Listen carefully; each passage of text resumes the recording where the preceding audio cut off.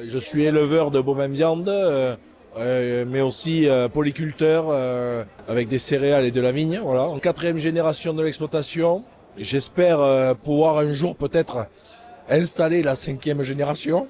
Mais aujourd'hui, avec tout ce qui se passe dans l'état actuel des choses, avec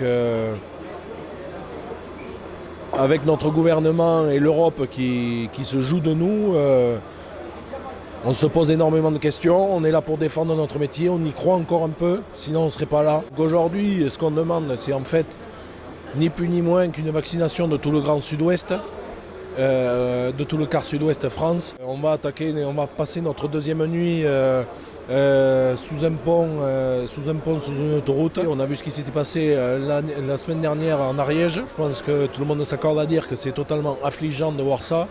Maintenant, il faut que tout le monde prenne sa part de responsabilité. Il faut que tout le monde avance dans un même sens. Voilà, pour le bien commun. Voilà.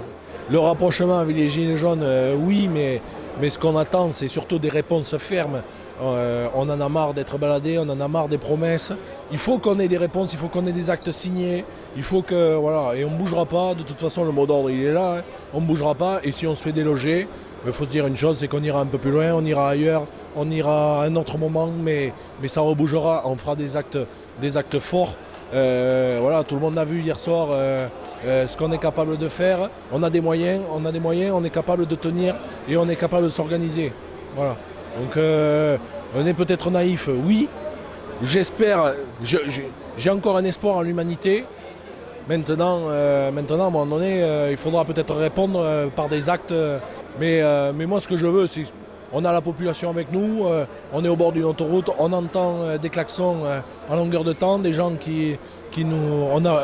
On est parti du convoi avec le convoi depuis Sauveterre de Guyenne hier soir.